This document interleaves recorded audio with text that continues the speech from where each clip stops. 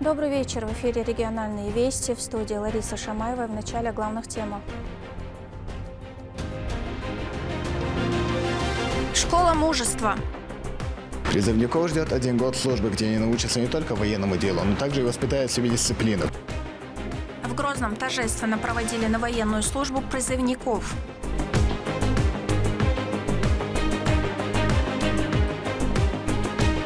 Аквакультура в республике. На хозяйстве около 60 тонн рыбы.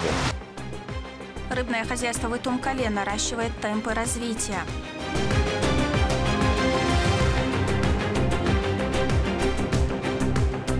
Большие гастроли. Эту драматургию даже русские актеры так не сыграют. Спектакли Чеченского государственного академического театра представили в Ярославле.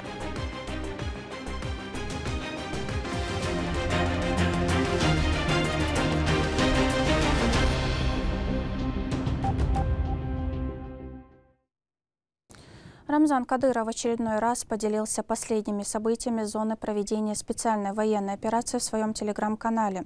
Глава региона сообщил, что бойцы батальона «Запад-Ахмат» совместно с сотрудниками ОМВД России по Курчелоевскому району Чеченской Республики, а также при поддержке 245-го полка продолжают уверенно и эффективно выполнять боевые задачи на Харьковском направлении в районе Богодухова.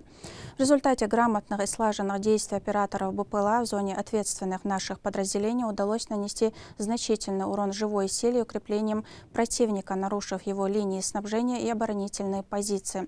Руководитель субъекта подчеркнул, что эта операция стала возможной благодаря высокой боевой выучке, хладнокровию и предельной концентрации всех участников. Каждый шаг, каждое решение были выверены до мелочей, и это дало результат. В рамках благотворительной акции «Пост желания» была исполнена еще одна мечта. На этот раз семья Картуевых из Дагестана, которая давно хотела посетить Грозный, смогла осуществить свою мечту. Об этом сообщил Рамзан Кадыров в своем телеграм-канале. Под публикацией об акции Малика Картуева оставила комментарий, в котором рассказала, что ее сыновья хотели бы посетить Чеченскую Республику. Они из-за тяжелого финансового положения не могли привезти детей в регион. Руководитель субъекта принял решение поддержать просьбу, и по его поручению мэр Грозного Хасмагомед Кадыров пригласил Картуевых в столицу республики. Региональный общественный фонд имени Героя России Ахмата Хаджи Кадырова взял все расходы на себя по организации поездки, а также подготовил для гостей ценные подарки. Уже на месте для них сотрудники мэрии подготовили насыщенную развлекательную экскурсионную программу. Председатель правительства Чеченской Республики Магомед Даудов провел рабочую встречу с заместителем начальника Генерального штаба Вооруженных сил Российской Федерации Евгением Бурдинским. Обсудили боевую работу чеченских подразделений, принимающих участие в СВО. Особое внимание уделили мерам по повышению их боеготовности, а также актуальным вопросам, требующим поддержки федерального центра.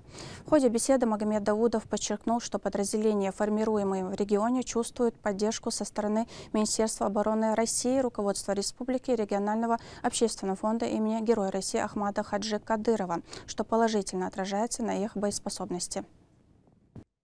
В Грозном состоялась торжественная отправка призывников в ряды вооруженных сил России. На церемонии, прошедшей в военкомате, собрались семьи новобранцев, представители власти и главный военный комиссар Чеченской Республики Руслан Махаджиев. Молодые ребята, полные решимости и патриотизма, отправились выполнять свой долг перед Родиной. Подробнее о проводах расскажет Магомед Азиев. Молодые ребята, достигшие совершеннолетия, с гордостью взяли на себя ответственность нести воинскую службу. Во благо своей родины они будут год прививать себе устав и его режим. В первую очередь каждый мужчина должен знать, что в первую очередь он обязан защищать свою родину и отдать долг своей родине. Во всем Рамзан Ахматович нам помогает. Конечно, без его поддержки мы бы никак не справились. Мы ни в чем не нуждаемся. Поэтому в первую очередь хочу сказать всем тем бойцам, которые будут проходить военную службу в нашей части. Они достойно должны проходить эту военную службу, потому что они в первую очередь будут проходить военную службу в части имени первого президента Чеченской Республики, имени Героя России Ахмата Хаджи Кадырова. Находиться новобранцы будут в Чеченской Республике на территории батальона «Север» и «Юг». Там их обеспечат трехразовым питанием, обустроенными казармами и необходимыми бытовыми предметами. По прохождению срока службы ребята окрепнут телом, повзрослеют ментально и духовно, а также научатся дисциплине и ответственности. На республику более 800 человек мы должны были поставить, с которым мы успешно справляемся. Мы уже выполнили из запланированного 12 отправок, 8 отправок сделали, и качественно, и количественным соотношением мы выполняем сегодня поставленные задачи. По указанию главы Чеченской Республики, Героя России Рамзана Ахматовича Кадырова, нам все силовые структуры оказывают существенную помощь. Это и МВД, и Росгвардия, и МЧС, все силовые структуры именно задействованы в этом, потому что эта задача стоит за республикой, и мы с ней успешно справляемся на сегодняшний день. Военный комиссар Чеченской Республики развеял сложившийся миф о том, что срочников могут отправить на зону проведения специальной военной операции, сказав, что неопытным, только познакомившимся с этой сферой нечего делать в таком месте. Ребятам в общих чертах разъяснили будущие действия и назначения и пожелали удачи в познании ратного дела. Одним из призывников является Магомед Абдурахманов. Он, как и все, сам изъявил желанием уехать из дома на год, чтобы отдать долг родине и вернуться уже настоящим защитником и взрослым мужчиной. Парень отмечает, что готов встретиться со всеми трудностями лицом к лицу. Ко всему готов.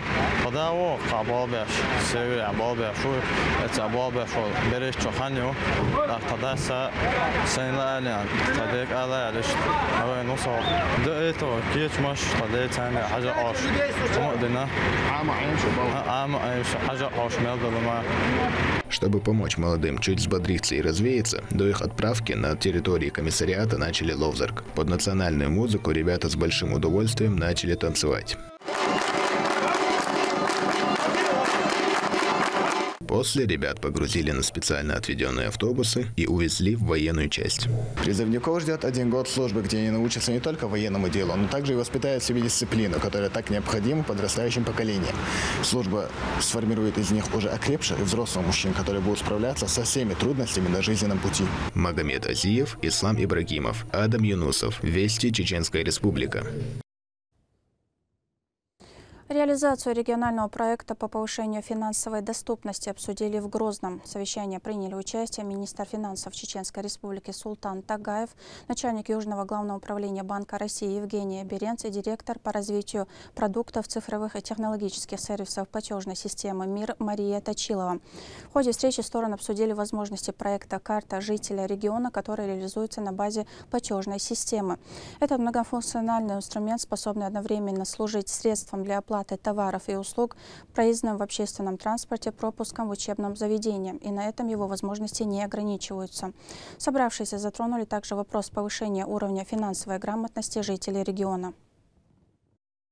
И среди проблем, которые выделяются на сегодняшний день, это, конечно, преодоление и физической доступности средств электронных платежей, ну и, безусловно, изменение ментального отношения к таким удобным инструментам, которые дает финансовая отрасль нашей страны. И я рад, что вместе с нами сегодня в этом обсуждении присутствовала представители национальной системы платежных карт, которые создают эти инструменты, которые их реализуют, у которых есть опыт реализации уже по стране, и с которым они приехали для того, чтобы это можно было сделать на территории Чеченской Республики.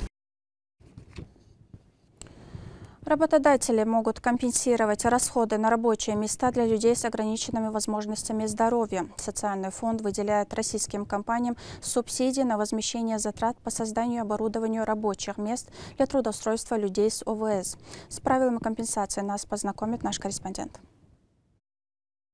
2025 года работодатели Чеченской Республики могут получить компенсацию за оборудование рабочих мест для людей с инвалидностью. Субсидии предназначены юридическим лицам и индивидуальным предпринимателям на закупку мебели, техники, адаптацию пространства при необходимости организацию удаленной работы. Сумма возмещения зависит от размера понесенных затрат работодателя, но не превышает 200 тысяч рублей на одно рабочее место. Программа касается инвалидов первой и второй группы, а также ветеранов боевых действий с любой группой инвалидности. Рабочее место должно соответствовать индивидуальной программе реабилитации. При этом проект рассчитан не только на индивидуальные рабочие места, но и на коллективные, если у сотрудников одинаковые ограничения по здоровью. Отделение социального фонда по Чеченской Республике выделяет работодателям субсидии на возмещение затрат по созданию оборудования рабочих мест для трудоустройства людей с инвалидностью.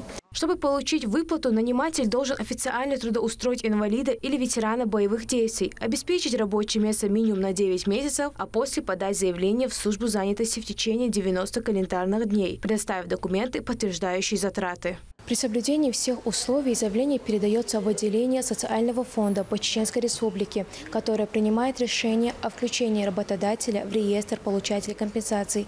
В течение 10 рабочих дней осуществляется перечисление средств. Рабиат Гайтиева, Ислам Нацуров, Вести, Чеченская Республика. В живописных горных районах республики активно развивается аквакультура, и Тумкалинский район становится одним из перспективных направлений для рыбного хозяйства. Благодаря чистейшим горным рекам и благоприятному климату фермеры осваивают разведение ценных пород рыб, прежде всего форели. О редких видах форели в сюжете Лимды Джамалдиновой. Среди чистейших горных источников и живописных склонов вот уже 3-й год работает уникальное Итумкалинское рыбное хозяйство, начавшее свою деятельность в 2022 году. С тех пор предприятие активно наращивает темпы развития, предлагая рынку не только качественную продукцию, но и настоящий пример устойчивого и грамотного производства.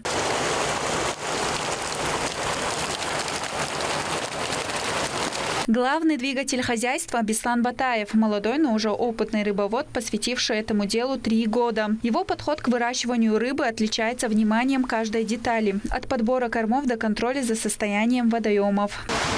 Как каждая рыба, индивидуальный свой подход, мы делаем ей УЗИ. Если надо рыбе, то мы даем соль, если надо, мы даем гашеной известью. Полностью весь процесс, это все происходит по природному фактору. Если дожди, то совсем другой подход. Если тепло, другой подход. А так у нас в общем счетом на хозяйстве около 60 тонн рыбы. На сегодняшний день здесь разводят 12 видов рыбы, среди которых особое место занимает форель. Она идеально приспособлена к горной воде и требовательна к чистоте среды. В специально оборудованных бассейнах, куда поступает проточная родниковая вода, порода чувствует себя как в естественных условиях. Ее кормят 2 раза в день, строго по графику. Сама форель – это хищная рыба. Это у нас получается гибрид лосося и форели. 2 видов – янтарная и радужная форель. Она вырастает до 4, до 6 килограммов.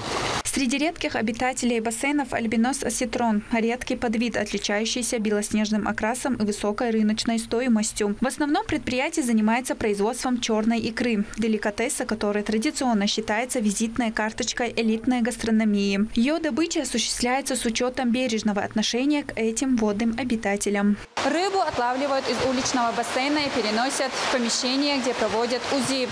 При выявлении икры особи перемещают в специальное водохранилище с регулируемой температурой для прохождения стадий созревания.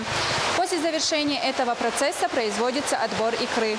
Итумкалинское хозяйство – это пример того, как в условиях высокогорья можно не только создать эффективную модель аквакультуры, но и развивать редкие виды, способствуя их сохранению. Здесь сочетаются природное богатство региона, профессионализм сотрудников и методы рыборазведения, открывая новые перспективы в этой отрасли республики. Лимда Джамалдинова, Моусар Хаджиев, Адам Юнусов, Вести, Чеченская Республика. И на родном, и на русском. В Ярославле прошли большие дебютные гастроли Чеченского академического театра имени Хампаши Нурадилова. Их организовал Росконцерт в рамках Всероссийского гастрольно-концертного плана Министерства культуры России.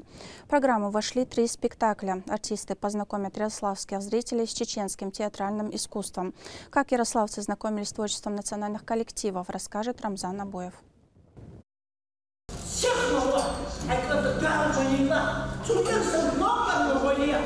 От героев испанского драматурга Федерико Гарсиа Лорки трагедии «Кровавая свадьба» нас отделяет почти целый век. Однако такие темы, как любовь, свобода выбора и рок судьбы остаются вечными. Чеченские актеры постарались приблизить ее к современному зрителю и интерпретировать историю с кавказскими мотивами. Ярославль — это всегда был такой город, о котором мы всегда мечтали, потому что почему-то, я не знаю, это не складывалось, но вы знаете, всему свое время.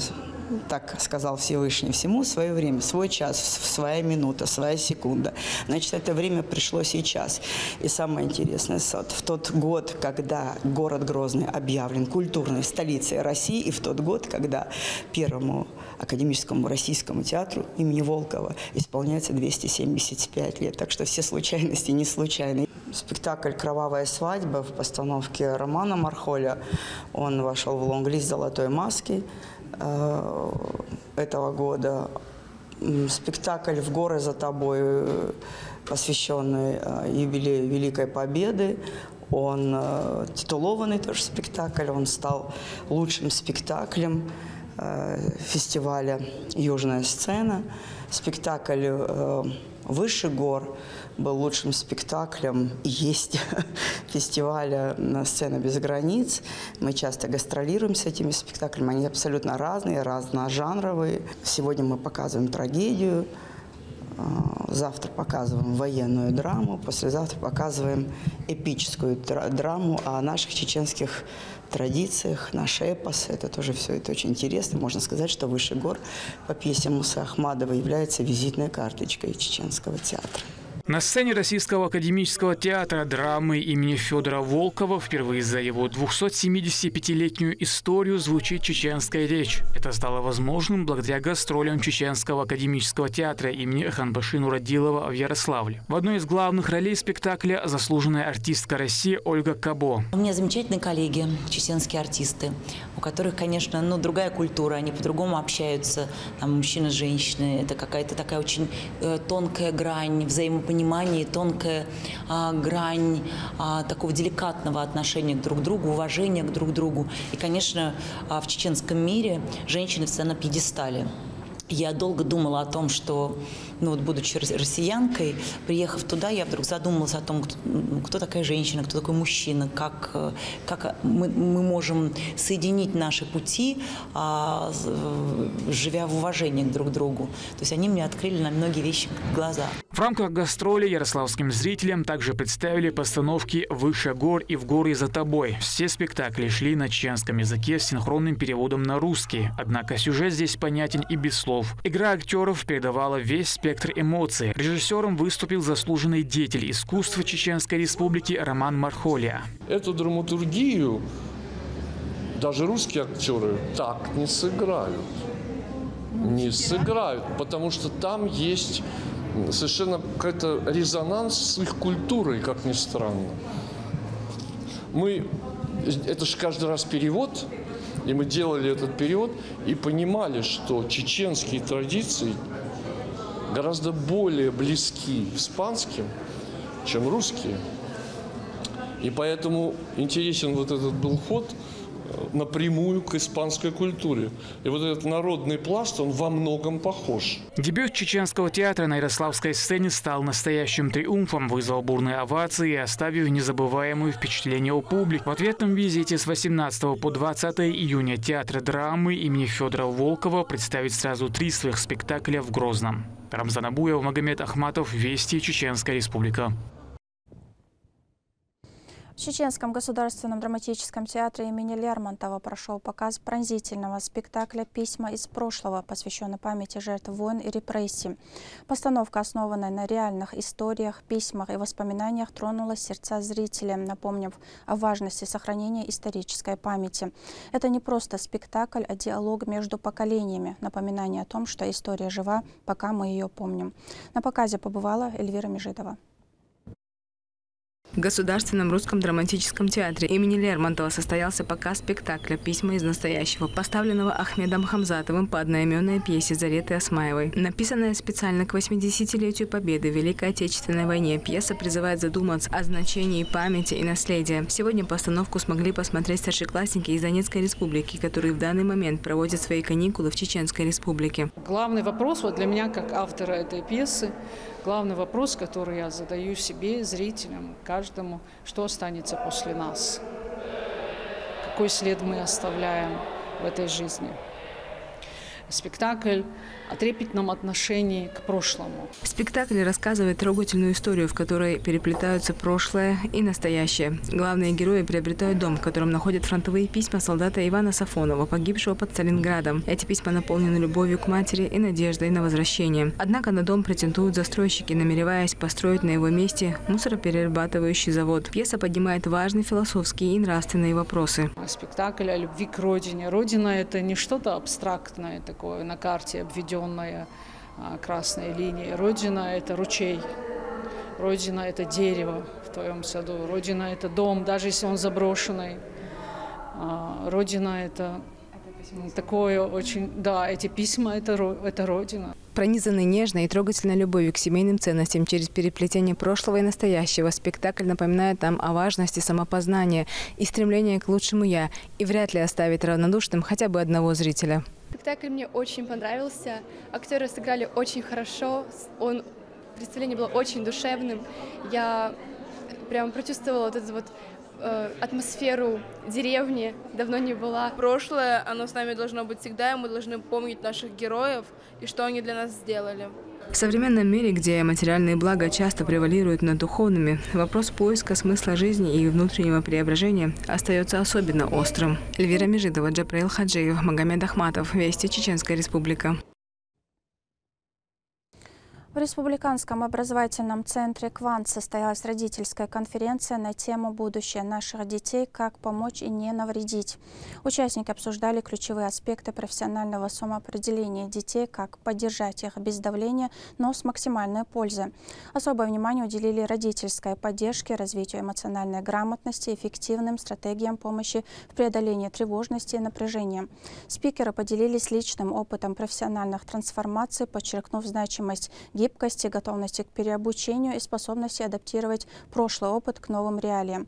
Мероприятие организовано при поддержке Фонда президентских грантов некоммерческой организации «Информатио».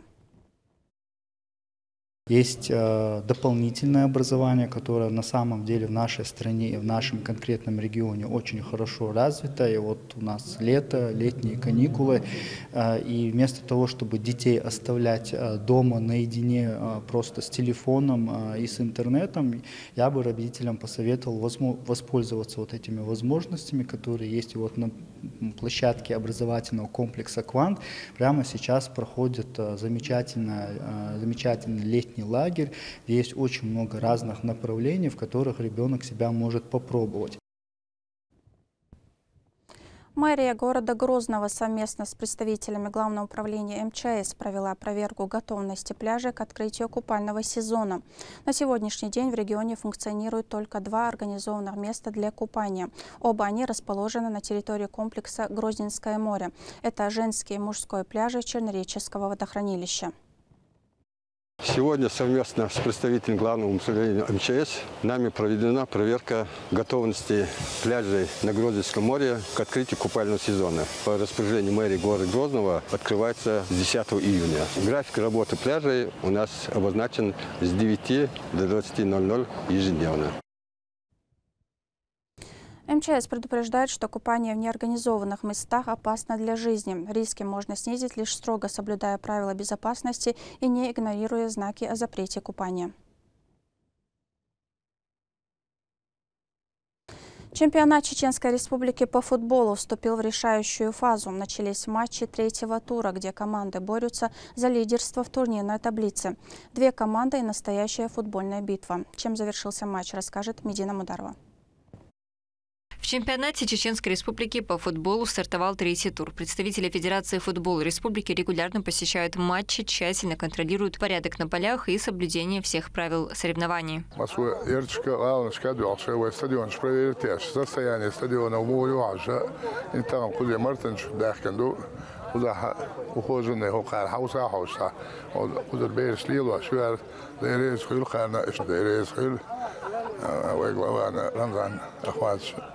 Стадион, условия великолепные в республике. Киев, Гуанайол, регион, скажа, так нагайся, ерчуну, хокерчка, хоке, ухоженный, пляж, футбольная структура бандош, это проблемы В поединке команда «Арц» из села Мартанчу встретилась с командой «Алерой». Накануне игры обе команды занимали высокие позиции в турнирной таблице. Матч прошел динамично и напряженно. В самом начале «Алерой» вышел вперед, забив гол. напряженно играю, хозяин санчо болел шикшбу, так хозяин санчо самукадол, так Мартанчу футбол хозяин санчо. Футболисты действуют осторожно, чтобы не отдать мяч сопернику, привезя гол в свои ворота. Команда «Арц» проявила волю к победе и сумела переломить ход игры, забив победный гол.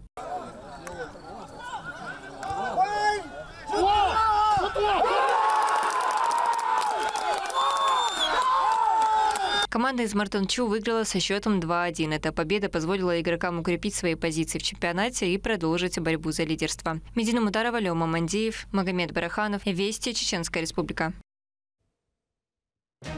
На этом у меня все. Еще больше новостей вы можете узнать на наших аккаунтах в социальных сетях и в приложении «Смотрим». С вами была Лариса Шамаева, и до новых встреч в эфире.